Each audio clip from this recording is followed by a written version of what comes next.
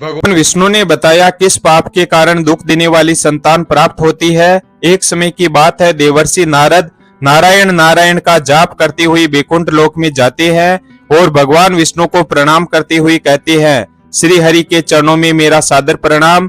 प्रभु, आज जब मैं पृथ्वी लोक पर भ्रमण कर रहा था तब मैंने देखा कि हर मनुष्य की दूसरी संतान अपने ही माता पिता को दुख दे रही है और उनकी आज्ञा का पालन नहीं कर रही है तथा उन्हें घर से बाहर तक निकाल रही है।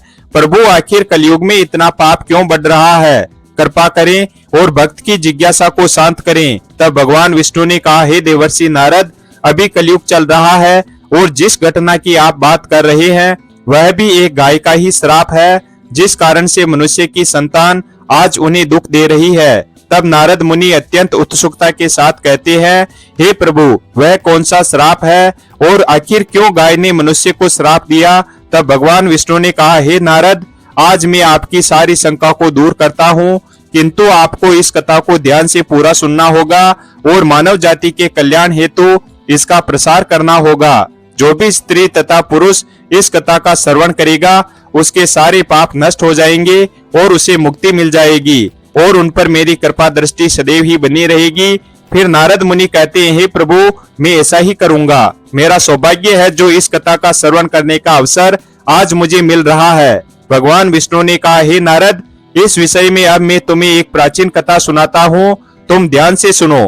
फिर भगवान विष्णु कथा को शुरू करते हैं और कहते हैं, एक समय की बात है जब कलयुग की शुरुआत होने वाली थी और कली का असर मनुष्य जीवन पर पड़ रहा था, तो तुंगभद्रा नदी के तट पर एक उत्तम नगर बसा हुआ था। वहां सभी वर्गों के लोग अपने अपने धर्म का पालन करते थे और सत्य एवं सत्कर्म में लगे रहते थे। उस नगर में सोम नाम का एक ब्राह्मण रहता था, जो कि समस्त वेदों का ज्ञाता और सभी प्रकार के धार्मिक कार्यों में आगे रहता था।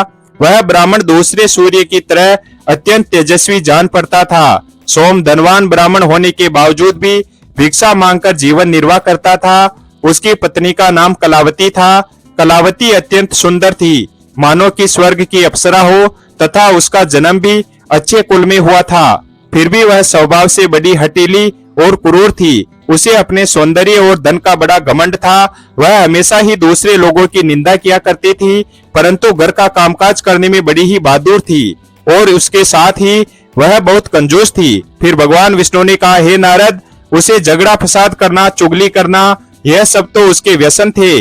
अभी तो वे दोनों पति पत्नी बड़े प्रेम से रहते थे, फिर भी उन्हें कोई संतान नहीं थी। इसी कारण से धन जायदाद तथा घर आदि कोई भी वस्तु उन्हें सुखद नहीं जान पड़ती थी। कुछ समय के पश्चात उन्होंने संतान प्राप्ति के लिए एक धर्म यज्ञ किया। वह गरीबों को सदा गाय, भूमि, स्वर्ण और वस्त्र आदि दान करने लगे। उन्होंने अपने धन का आधा भाग धर्म के मार्ग में खर्च कर दिया था, फिर भी उन्हें कोई संतान नहीं हुई। इस कारण से ब्राह्मण को बड़ी चिंता हुई और वह अत्यंत दुखी होकर एक दिन घर छोड़कर वन में चला गया। वन में चलते चलते वहां दोपहर के समय उसे प्यास लगी, इसलिए वह एक नदी के किनारे गया और वहां जल पीकर बैठ गया। संतान न होने के कारण उसका सारा शरीर सूख गया और वह अत्यंत कमजोर और दुखी रहने लगा था, मानो जैसे कि उसके शरीर में प्राण ही नहीं हो। फिर भगवान विष्णु ने कहा, हे नारद, उस ब्राह्मण की पूजा पाठ और ईश्वर भक्ति को देखकर स्वयं भगवान शिव एक सन्यासी का रूप धारण करके उसी नदी के पास जा पहुंचे। ब्राह्मण के वहां बैठने के थोड़ी देर बाद ही वह सन्यासी वहां आ गए और उन्होंने भी नदी में से जल पिया और दूसरी तरफ बैठे ब्राह्मण को देखा। तब सोम उस सन्यासी को देखकर उनके चरणों में मस्तक झुकाकर जोर जोर से सांस लेते हुए उनके सामने खड़ा हो गया। तब सन्यासी ने पूछा, हे ब्राह्मण, तुम रोते क्यों हो? तुम्हें कौन सी चिंता सता रही है? तुम शीघ्र ही मुझसे अपने दुख का कारण बताओ। फिर भगवान विष्णु ने कहा, हे नारद, ब्राह्मण ने कहा, मैं अपना दुख क्या कहूँ? यह सब मेरे पूर्व जन्म के पापों का संचित फल है। मेरी कोई संतान नहीं है, इससे मेरे पितर भी दुखी हैं। मेरे पूर्वज मेरी दी हुई जलांश को जब पीने लगते हैं तो उस समय उनकी दयनीय अवस्था देखकर मेरा हृदय विचलित होता है। देवता और ब्राह्मण भी मेरी दी हुई वस्तुओं को प्रसन्नता पूर्वक नहीं लेते हैं। संतान के दुख से मेरा संसार सोना सा हो गया है, इसलिए अब मैं यहाँ पर इस नदी में प्राण त्यागने के लिए आया हूँ। संतानहीन पुरुष का जीवन धिक्कार के योग्य है। जिस घर में कोई संतान न हो वह घर भी धिक्कार देने योग्य है। संतानहीन पुरुष के धन को भी धिक्कार है तथा संतानहीन कुल भी धिक्कार के ही योग्य है। मैं अपने दुर्भाग्य को कहां तक बताऊं? हे मुनिवर, मैं जिस गाय को पालता हूँ वह भी सर्वथा वंध्या हो जाती है। मैं जिस पेड़ को बोता हूँ उस वृक्ष में भी फल नहीं लगते हैं। इतना ही नहीं, मेरे घर में बाहर से जो फल आता है वह भी शीघ्र ही सूख जाता है। जब मैं ऐसा अभागा और संतानहीन हूँ तो इस जीवन को रखने से क्या लाभ है? फिर भगवान विष्णु ने कहा, हे नारद, यह कहकर वह ब्राह्मण दुख से व्यतीत हो उठा और उन सन्यासी बाबा के पास फूट फूट कर रोने लगा। सन्यासी के हृदय में बड़ी करुणा भरी। उन्होंने ब्राह्मण के ललाट में लिखे हुए विधाता के अक्षरों को पढ़ा और सब कुछ जानकर विस्तार पूर्वक कहना आरंभ किया। तब सन्यासी ने कहा, हे ब्राह्मण सुनो, मैंने इस समय तुम्हारा प्रारब्ध देखा है। उससे मालूम पड़ता है कि 7 जन्मों तक तुम्हारी कोई संतान किसी भी प्रकार से नहीं हो सकती। अब तुम संतान का मोह छोड़ दो, क्योंकि यह महान अज्ञान है। देखो, कर्म की गति बड़ी प्रबल है। अब तुम विवेक का आश्रय लेकर संसार की वासना त्याग दो। हे वत्स, पूर्व काल में संतान के ही कारण राजा सगर और अंग को दुख भोगना पड़ा था, इसलिए अब तुम कुटुंब की आशा छोड़ दो। इसी में तुम्हारी भलाई है। त्याग में ही सब प्रकार का सुख है। तब ब्राह्मण कहता, हे बाबा, विवेक से क्या होगा? मुझे तो जैसे बने वैसे पुत्र ही दीजिए, नहीं तो मैं शोक से मूर्छित होकर आपके आगे ही प्राण त्याग दूंगा। पुत्र आदि के सुख से हीन यह संन्यास तो सर्वथा नीरस ही है। संसार में पुत्र पौत्रों से भरा हुआ गृहस्थ आश्रम सरस है। भगवान विष्णु ने कहा, हे नारद, ब्राह्मण का यह आग्रह देखकर भगवान शिव सन्यासी ने कहा, देखो, विधाता के लेख को मिटाने का हठ करने से राजा चित्रकेतु को भी कष्ट भोगना पड़ा था। अतः भाग्य ने जिसके पुरुषार्थ को कुचल दिया हो, ऐसे पुरुष के समान तुम्हें पुत्र से सुख नहीं मिलेगा। फिर भी तुम हठ करते जा रहे हो। तुम्हें केवल अपना स्वार्थ ही सूझ रहा है। अतः मैं तुमसे क्या कहूँ? फिर भगवान विष्णु ने कहा, हे नारद, अंत में ब्राह्मण का बहुत आग्रह देखकर सन्यासी ने उसे एक फल दिया और कहा, इसे तुम अपनी पत्नी को खिला देना। इस फल के बीज के कारण उसे एक पुत्र होगा। और हाँ, तुम्हारी स्त्री को बताना कि वह 1 वर्ष तक सत्य, सोच, दया और दान के नियमों का पालन करते हुए प्रतिदिन एक ही समय भोजन करे। इससे उसका बालक अत्यंत शुद्ध स्वभाव वाला होगा। ऐसा कहकर वे महात्मा वहां से चले गए और ब्राह्मण अपने घर लौट आया। यहाँ उसने अपनी पत्नी के हाथ में वह फल दे दिया तथा उस फल के कठोर नियमों को समझाकर वह स्वयं कहीं चला गया। फिर उसकी पत्नी तो कुटिल स्वभाव की थी ही।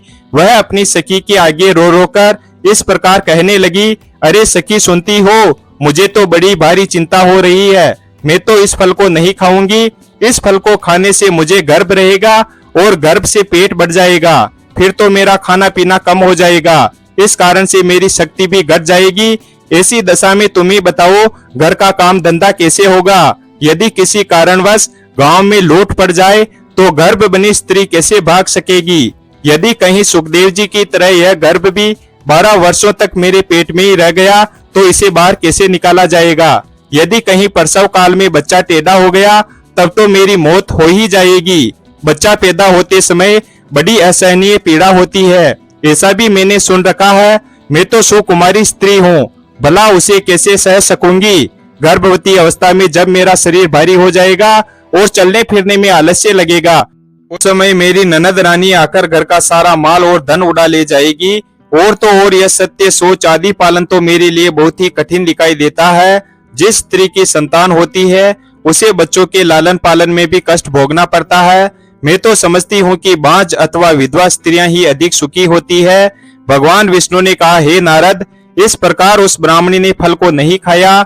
जब पति ने पूछा कि तुमने फल खाया तो उसने कह दिया, हाँ खा लिया। फिर एक दिन उस ब्राह्मणी की बहन अपने आप ही उसके घर मिलने आई। तब ब्राह्मणी ने उसके आगे अपना सारा वृतांत कह सुनाया। बहन, मुझे इस बात की बड़ी चिंता है कि संतान न होने पर मैं अपने पति को क्या उत्तर दूंगी। इस दुख के कारण मैं दिन प्रतिदिन दुबली होती जा रही हूँ। बताओ मैं क्या करूँ?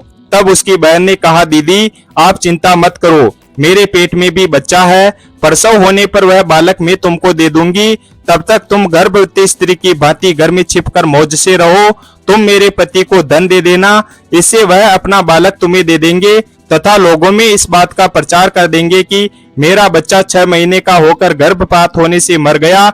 मैं प्रतिदिन तुम्हारे घर में आकर बच्चों का पालन पोषण करती रहूंगी। तुम इस फल की परीक्षा लेने के लिए इसे तुम्हारी गाय को खिला दो फिर भगवान विष्णु ने कहा, हे नारद, तब उसने कुटिल स्वभाव के कारण वह सब कुछ वैसे ही किया। तदंतर समय आने पर उसकी बहन को एक पुत्र हुआ। बच्चे के पिता ने बालक को लाकर एकांत में ब्राह्मणी को दे दिया और उसने अपने स्वामी को सूचना दे दी कि हमें पुत्र रत्न की प्राप्ति हुई है। ब्राह्मण के यहाँ पुत्र होने से नगर में बड़ी प्रसन्नता हुई। ब्राह्मण ने बालक का जात कर्म संस्कार करके ब्राह्मणों को दान दिया। उसके घर में नाना प्रकार के मांगलिक उत्सव होने लगे। तब ब्राह्मणी ने पति से कहा, मेरे स्तनों में दूध नहीं है, फिर गाय भैंस आदि अन्य जीवों के दूध से मैं बालक का पोषण कैसे करूंगी। मेरी बहन को भी बच्चा हुआ था, किंतु वह मर गया है, इसलिए अब उसी को बुलाकर घर में रख लीजिए, वही आपके बच्चे का पालन पोषण करेगी। उसके पति ने पुत्र की जीवन रक्षा के लिए वह सब कुछ किया। फिर उन्होंने उसका नाम देव शर्मा रखा। 3 माह बीतने के बाद भगवान शिव के फल के आशीर्वाद से ब्राह्मण की गाय ने भी एक मनुष्य के बालक को जन्म दिया, जो सर्वांग सुंदर, दिव्य, निर्मल तथा स्वर्ण की भांति कांति वाला था। उसे देखकर सोम को बड़ी प्रसन्नता हुई और उसने स्वयं ही बालक के सब संस्कार किए। यह आश्चर्य का समाचार सुनकर सब लोग उसे देखने के लिए आए और आपस में कहने लगे, देखो भाई, इस समय सोम का कैसे भाग्य उदय हुआ है। कितने आश्चर्य की बात है कि गाय के पेट से भी देवता के समान रूप वाला बालक उत्पन्न हुआ है, किंतु देव योग से किसी को भी इस गुप्त रहस्य का पता नहीं लगा। उस बालक के कान गाय के समान थे। यह देखकर सोम ने उसका नाम गोकर्ण रख दिया। फिर भगवान विष्णु ने कहा, हे नारद, एक दिन की बात है जब सोम कहीं बाहर गया था और उसकी पत्नी की बहन भी बीमार पड़ गई थी, इसलिए उसे ही दोनों बालकों को संभालना पड़ रहा था। तभी उसने गाय का दूध निकालकर केवल अपने ही पुत्र देव शर्मा को पिलाया और गोकर्ण को नहीं दिया, तथा वह हमेशा उससे द्वेष करती थी, उसे बहुत मारती पीटती थी और हमेशा अपशब्द कहती थी। फिर उसी दिन ब्राह्मणी के मन में विचार आया कि आज घर पर कोई नहीं है, यही सही मौका है इसे ठिकाने लगाने का, क्योंकि भविष्य में गोकर्ण भी उनकी जायदाद का वारिस बनने वाला है, जबकि उसका ही पुत्र इस सारे धन का अकेला वारिस होगा। इसलिए उसके कुटिल स्वभाव में यह विचार आया कि क्यों ना मैं इसे आज जहर देकर मरवा दूं, और उसने ऐसा ही किया। तब वे दोनों ही बालक मात्र 2 वर्ष के ही थे। ब्राह्मणी ने गोकर्ण को उसी की मां के दूध में जहर मिलाकर उसे पिला दिया, किंतु वह तो स्वयं भगवान शिव का आशीर्वाद था, इसलिए वह जहर के कारण तड़पते हुए अपनी मां के पास रेंगते हुए जा पहुंचा। भगवान विष्णु ने कहा, हे नारद, वह गाय अपने पुत्र की ऐसी हालत देखकर वह अत्यंत दुखी हो गई और उसने भगवान शिव का स्मरण करते हुए अपने बच्चे का विष हरने का करुण विलाप किया। तभी भगवान शिव के तेज के कारण वह बालक तुरंत ही ठीक हो गया और अपनी मां का दूध पीने लगा। फिर भगवान विष्णु ने कहा, हे नारद, वह गाय अत्यंत क्रोध में आकर उसने ब्राह्मणी के अपराधों को देखते हुए उसे श्राप दिया और कहा, हे ईश्वर, अगर मैं सत्यवादी हूँ तो इस संसार को साक्षी मानते हुए समस्त स्त्री जाति को यह श्राप देती हूँ कि अगर कोई भी स्त्री अपने या पराये पुत्रों में भेदभाव रखेगी या दूसरों के बच्चों को पीड़ा देगी, तो उनके भी पुत्र उन्हें जीवन भर पीड़ा देंगे और उन्हें कष्ट देंगे। जब उन्हें सहारे की अत्यधिक जरूरत होगी तभी वह उनका साथ छोड़ देंगे। यही मेरा श्राप है। भगवान विष्णु ने कहा, हे नारद, कुछ काल व्यतीत होने पर वे दोनों ही बालक जवान हो गए। उनमें गोकर्ण तो पंडित और ज्ञानी हुआ, किंतु देव शर्मा बड़ा दुष्ट निकला। वह हमेशा क्रोध में भरा रहता और बुरी वस्तुओं का संग्रह किया करता था। भोजन तो वह सबके हाथ का कर लेता था, चोरी करता और सब लोगों से द्वेष बढ़ाता था। जीव हिंसा करने का उसका स्वभाव हो गया था। वह हमेशा हथियार लिए रहता और दीन दुखियों तथा अंधों को कष्ट पहुंचाया करता था। उसने वेश्या के कुसंग में पड़कर अपने पिता का सारा धन बर्बाद कर दिया। एक दिन तो अपने माता पिता को खूब पीट कर वह घर के सारे बर्तन भांडे उठा ले गया। इस प्रकार धनहीन हो जाने के कारण वह फूट फूट कर रोने लगा और कहने लगा, इस प्रकार पुत्रवान बनने से तो पुत्रहीन रहना ही अच्छा है। वो पुत्र बड़ा ही दुखदाई होता है। अब मैं कहाँ रहूं और कहाँ जाऊं? कौन मेरा दुख दूर करेगा? मुझ पर बड़ा भारी कष्ट आ पहुंचा है।